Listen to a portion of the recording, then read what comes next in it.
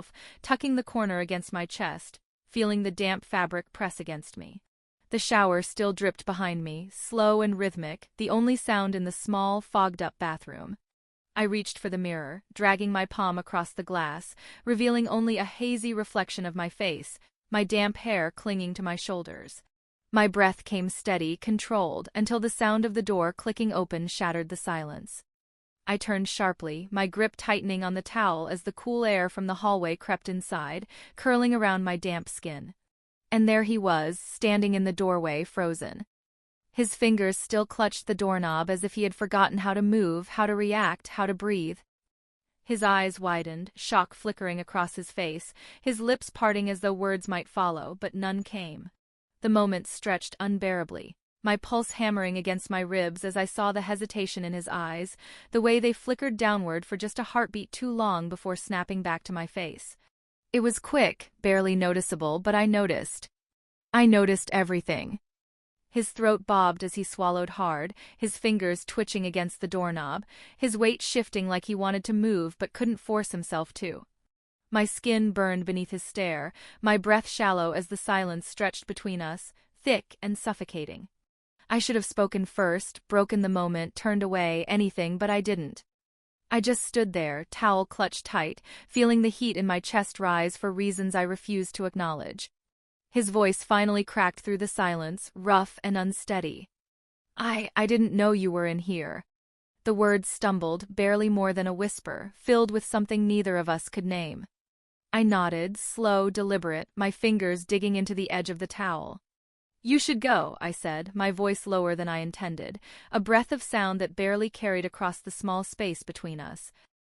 He didn't move right away, didn't turn fast enough, didn't shut the door with the urgency he should have. Instead, he lingered just a second too long, his eyes still locked onto mine before. Finally, he pulled the door shut behind him.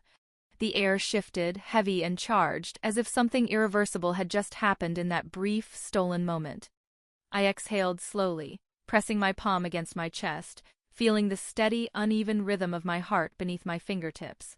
The towel felt tighter, suffocating, my skin still burning from something far beyond the heat of the water.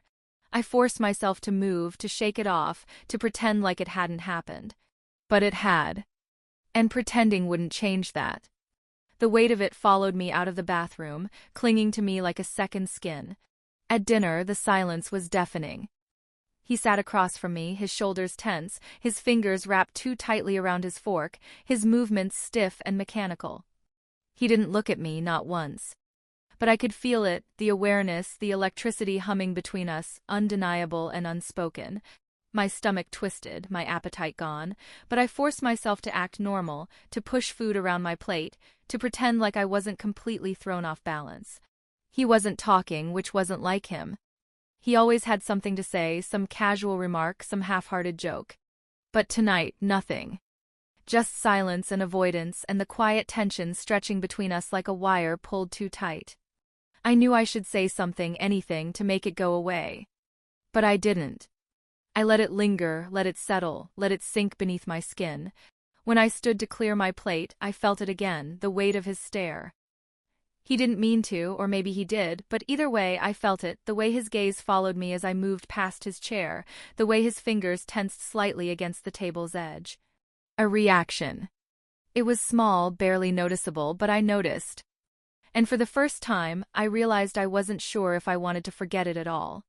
The knock on my bedroom door was hesitant, almost uncertain, followed by a pause that stretched too long, like he was second-guessing whether he should even be here. I glanced up from my book, watching as the door inched open, revealing him standing there in the dim hallway, his weight shifting uneasily from one foot to the other, fingers gripping the edge of the doorframe. His expression was tense, his jaw tight, and for a second I thought he might change his mind and walk away. But then he took a breath, stepped inside, and closed the door behind him. I just... He exhaled sharply, rubbing the back of his neck, his voice strained, uneasy, not like him at all. "I feel weird. I feel stupid. I don't know how to..." His words cut off, frustration flickering across his face as he tried again. "I'm not confident with girls. I don't know what I'm doing, and I think they can tell." His shoulders tensed, as if bracing for laughter, but I didn't laugh.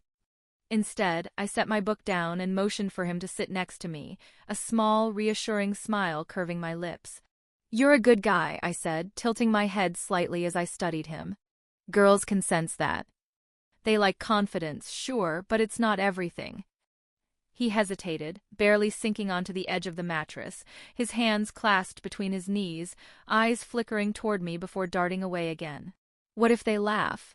His voice was quieter this time, as if saying it out loud made it worse, made it real. "What if they think I'm pathetic because I don't know what I'm doing?" His fingers flexed against his jeans, tension radiating from every part of him, and for a moment I saw something almost vulnerable in his expression, something that made my stomach tighten in a way I didn't expect. I shrugged lightly, trying to keep things casual, to defuse whatever strange weight had settled in the air between us. "Does it really matter what they think?" He blinked, like the thought had never occurred. "Of course it matters," he muttered, his brows drawing together, frustration creeping into his tone. "I don't want to look like an idiot." His voice dropped lower, almost a whisper now. "I don't want to mess it up." There was something about the way he said it, something unspoken lingering beneath his words, something more than just fear of embarrassment. I opened my mouth to respond, to say something reassuring, but then he shifted closer, his knee nearly brushing mine, his hands gripping the fabric of his jeans. His throat bobbed as he swallowed, eyes fixed on the floor. "You could." He hesitated, then forced himself to finish. "Teach me." The words landed like a stone between us, heavy and unexpected, sending a pulse of something unfamiliar through my chest. I laughed, not because it was funny, but because I didn't know how else to react, how else to push away the sudden tightness in my stomach. "That's ridiculous," I said lightly, shaking my head, but I could still feel the weight of his gaze on me, watching, waiting. "Is it?" His voice was quiet, steady, lacking the nervousness from before. He wasn't joking. He wasn't backing down. His fingers tightened against his knees, his shoulders rigid, like he was bracing himself for rejection but hoping he wouldn't get it. "I just mean, I trust you." His eyes met mine then, searching, unreadable. "I wouldn't feel stupid with you." The air in the room felt too thick, the silence stretching too long, and I should have shut it down right then and there. But instead, I held his gaze, and for a split second I wondered why I wasn't immediately saying no. I told myself it was harmless, just advice, just guidance, nothing more than words meant to boost his confidence, to ease his uncertainty, to help him step into the world with a little more assurance. I spoke evenly, explaining how posture mattered, how the right amount of eye contact could shift the balance of power, how a steady gaze could make anyone seem composed even when they weren't. He nodded, listening intently, his eyes fixed on me with an intensity that made my skin prickle.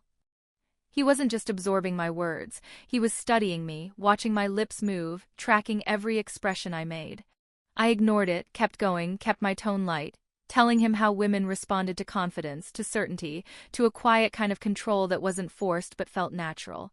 Then, a pause, a shift, his weight leaning slightly forward. "And if I try it?" he asked, his voice lower now, edged with something I couldn't quite name. I tilted my head, amusement flickering through me, reaching out without thinking, touching his chin lightly with my fingertips. "You don't need practice with me." A joke, an easy dismissal, but his reaction wasn't what I expected.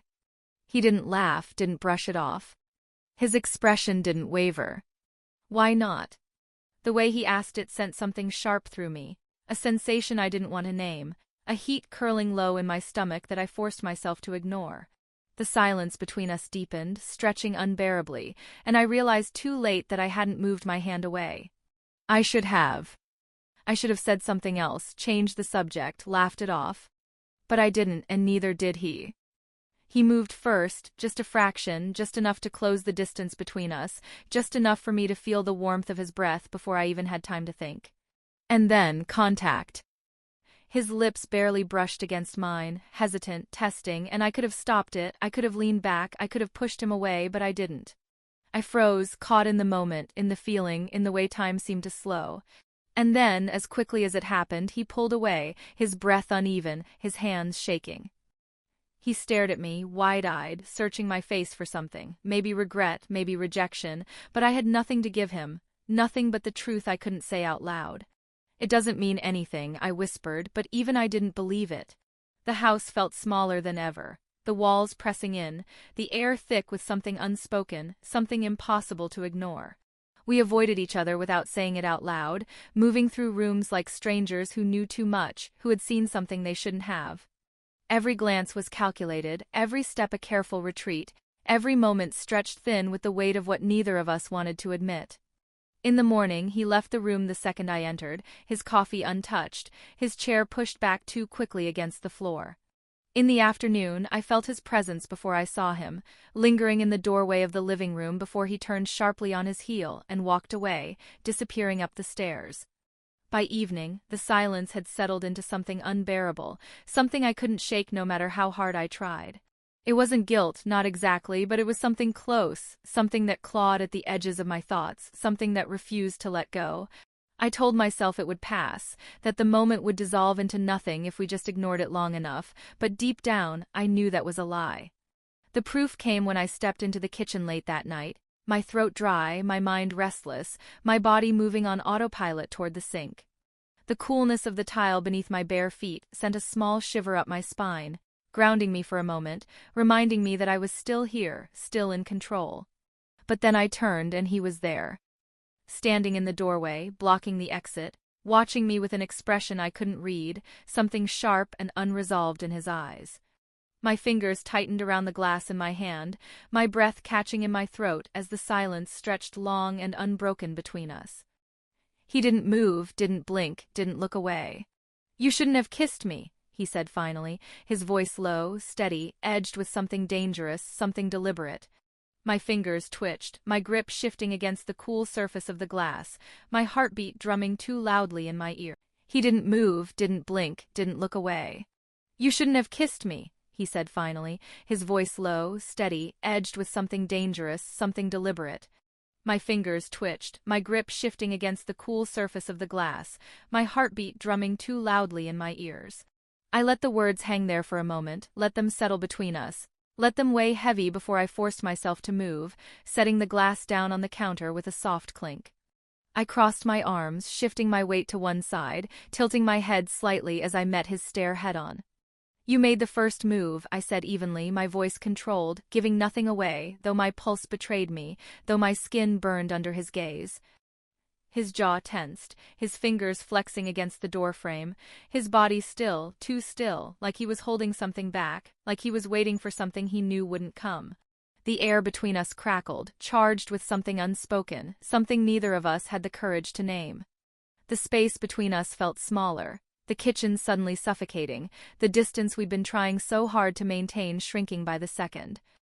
His breath came slower now, his chest rising and falling in measured control, but his eyes never left mine, never wavered, never gave me the out I wasn't even sure I wanted. "But you didn't stop me," he whispered, and it wasn't a question, wasn't an accusation, wasn't anything except the undeniable truth. I didn't have an answer, so I didn't give him one. The shift wasn't immediate, but it was there, subtle at first, creeping in like a shadow stretching across the room.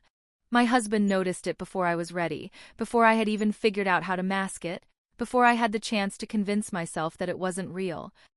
He watched me differently, studied my movements, lingered in doorways just a little longer, his eyes tracing me as though trying to pinpoint the exact moment something had changed. I felt his gaze on me at dinner, his fingers tapping idly against his glass, his jaw tightening when I barely touched my food. I forced smiles, forced small talk, forced myself to be present, but I could feel the weight of it pressing down on me, the weight of knowing that I wasn't where I should be, that my thoughts were elsewhere, that I had let something grow between the cracks that I should have sealed shut. And then, that night, when the house was quiet and the air was thick with something unspoken, he reached for me. His hands were firm, familiar, pulling me closer, pressing me back against the cool surface of the bedroom wall, his breath warm against my skin as his lips found mine. His kiss was deep, slow, demanding in a way that once would have unraveled me, once would have made my pulse race, my breath hitch, my body melt into his without a second thought. But this time there was nothing. No fire, no spark, no pull that should have made me sink into the moment. I kissed him back because I was supposed to, because this was my husband, because this was the life we had built, the life I was still standing in, the life I hadn't yet walked away from. But as his lips moved against mine, all I could think about was the way someone else had looked at me, the way his stare had burned through my defenses, the way his voice had sounded when he whispered that I hadn't stopped him. I thought about the tension that had filled the room that night in the kitchen, the weight of his words hanging between us, the way my heart had pounded as I forced myself to walk away. And suddenly my husband's touch felt wrong, misplaced, foreign in a way that it never had before. I pulled back before I even realized I was doing it, my breath uneven, my hands pressing lightly against his chest to put space between us. His brows pulled together, confusion flickering in his eyes, searching mine for an answer I didn't know how to give. Something wrong. His voice was low, questioning, tinged with something cautious, something wary. I forced a smile, too quick, too brittle, my fingers curling at my sides as I took a small step back, putting even more distance between us. No, I said, too fast, too light, too false. Everything's fine. But my voice wavered just slightly and I knew he knew. Something had shifted, subtle at first, like the slow change in temperature before a storm. He moved differently now, with a quiet confidence that hadn't been there before, a presence that filled the room even when he wasn't speaking. The hesitations, the nervous glances, the uncertainty that once shaped his every movement gone.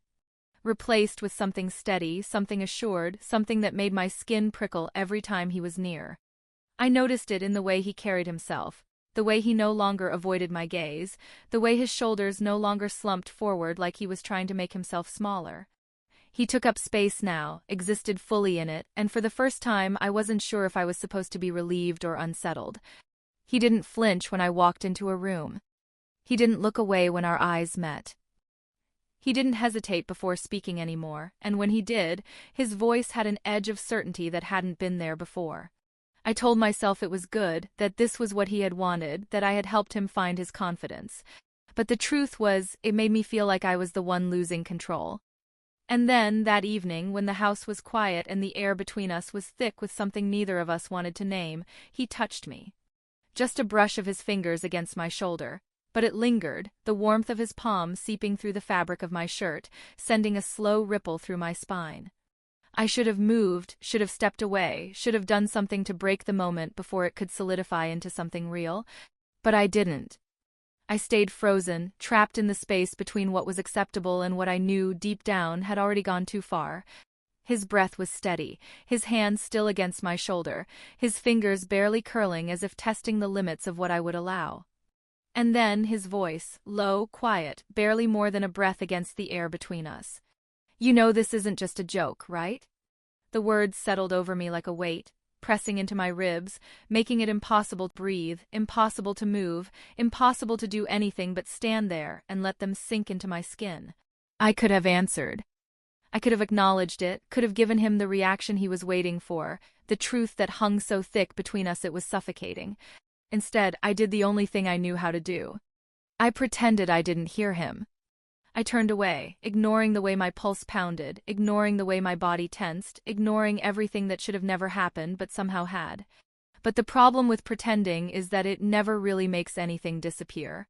It just waits, lingering beneath the surface, growing stronger, waiting for the moment you're too weak to ignore it anymore. I turned the corner too fast, my mind elsewhere, my body moving on instinct, and before I could react, I collided with him. His hands came up, gripping my arms, steadying me, pressing me back against the doorframe. The impact sent a shiver through me, my breath catching in my throat as I realized just how close he was, how little space was left between us. The hallway felt smaller, the walls pressing in, the air heavy and unmoving. His grip wasn't forceful, but he didn't let go. He held me there, eyes locked onto mine, unreadable, searching, like he was looking for something I wasn't ready to give. My pulse pounded too loudly, a steady rhythm against my ribs, and for a moment, neither of us spoke. The silence stretched, thick and charged, and I knew this wasn't hesitation. This was an uncertainty. This was a question I wasn't ready to answer. "You never told me no." His voice was calm, steady, but his eyes burned, a quiet challenge flickering beneath the surface. It wasn't an accusation. It wasn't even a demand. It was a statement of fact, one I couldn't deny. one I had spent too long pretending didn't exist. My fingers curled at my sides, my breath uneven, my skin heating beneath his stare. He was right. I had never told him no. Not that night in the kitchen. Not when his hand lingered on my shoulder. Not when the air between us turned thick with something we refused to name. I had never given him permission, but I had never stopped him either. And we both knew it. I swallowed hard, my throat dry, my body tense against the solid frame behind me. The weight of his words settled deep, wrapping around my ribs, squeezing the breath from my lungs. I should have answered, should have given him something, anything, to break the moment, to shift the balance back to something I could control. But I couldn't. The truth sat too heavy in my chest, too undeniable to ignore. He tilted his head slightly, studying me, his fingers twitching just slightly against my arms, as if waiting for me to pull away, to create space between us, to set the boundary I should have drawn a long time ago. But I didn't move. I stood there, frozen, breath locked in my throat, pulse roaring in my ears. "It doesn't matter," I whispered, my voice barely more than air, a feeble attempt at dismissal, at making this less than it was. But it was a lie, and we both knew it. His gaze flickered, something shifting behind his eyes, something unreadable and sharp. "Then why are you shaking?" The words hit like a stone, sinking deep, unraveling something I wasn't ready to face. And for the first time I realized he wasn't asking for an answer. He already knew it. The sound of the front door opening was unexpected, too early, too sudden, a disruption in the rhythm of the day that sent a sharp wave of unease curling through my stomach. He wasn't supposed to be home yet. I froze at the top of the stairs, my fingers tightening against the railing, my breath held too long as I listened. Footsteps, steady, unhurried, moving through the house with the certainty of someone who belonged here. His voice followed a second later, calm, familiar, but carrying an edge I couldn't quite place. I forced my feet to move, descending the stairs slowly, carefully, my body tense with something I didn't want to acknowledge. The kitchen light was on, casting a soft glow over the room, illuminating the two figures standing there. My husband, standing near the counter, his posture unervingly still, his expression unreadable. And him. A step away, rigid, fists clenched at his sides, his gaze locked on something I couldn't see. The air between them was too thick, too heavy, too wrong. I knew something was coming before the words even left my husband's mouth. "Why is your lipstick in his pocket?" His voice was measured, quiet, but the silence it left in its wake was deafening, stretching through the room like a live wire. My chest tightened, a pulse of cold shock crashing through me, making it impossible to breathe, impossible to move, impossible to do anything but stand there and let the question settle over me like a weight too heavy to lift. I didn't answer. I couldn't. The words wouldn't come. I knew what I should say, what I needed to say, but my lips wouldn't form the lie, my voice wouldn't carry the excuse. The walls of the house felt like they were closing in, the ceiling dropping lower, the floor unsteady beneath my feet. This was the moment everything unraveled. The silence stretched, unbearable, suffocating. And then, slowly, he stepped back. A small movement, but enough to send a clear message, enough to shift something irreversible in the air between us. His hands curled into fists, his shoulders rising with a sharp inhale, his body locked in place as though he was fighting something he couldn't control. He didn't speak, didn't look at me. He just took another step back, widening the distance between us, retreating into himself. My stomach twisted painfully, my breath uneven, my mind scrambling for something, anything, to make this stop before it went too far. But it was already too late. My husband's eyes stayed on me, unwavering, unreadable. He didn't move, didn't blink, didn't react beyond the slight clench of his jaw, the slight twitch of his fingers against the counter. He didn't demand an explanation. He didn't need to. The weight of his stare said everything. "Tell me this isn't what I think it is." The words were soft, deliberate, spoken not as a plea but as a final opportunity, a last chance to rewrite the ending before it became something permanent. My throat tightened, my nails digging into my palms, my pulse thundering too loud in my ears. I tried to speak. I tried to force something out, to find a way to mend what was already broken, to reach for an excuse that might make this moment disappear. But nothing came. Because the truth was too heavy, too suffocating, too real. I didn't say anything. And in that silence, everything fell apart. He sat at the table, his fingers loosely clasped together, his expression blank, his gaze fixed on nothing and everything at once. The room was quiet, too quiet, the kind of silence that stretched deep, that wrapped around every corner, that suffocated the air between us. I stood a few feet away, frozen in place, my hands gripping the back of a chair, my breath shallow, uneven. I wanted to say something, anything, to fill the unbearable void between us, to undo the damage, to explain, to plead, to fix what could no longer be fixed. But I couldn't. Because I knew. He knew. There was nothing left to say. His voice broke the silence, calm, steady, too controlled. You're not even going to try and explain yourself? There was no anger, no accusation, no demand. Just quiet disappointment, something far worse than shouting, something far heavier than rage. I swallowed hard, my throat dry, my mind scrambling for words, for an excuse, for a way out of the moment that was already slipping beyond my control.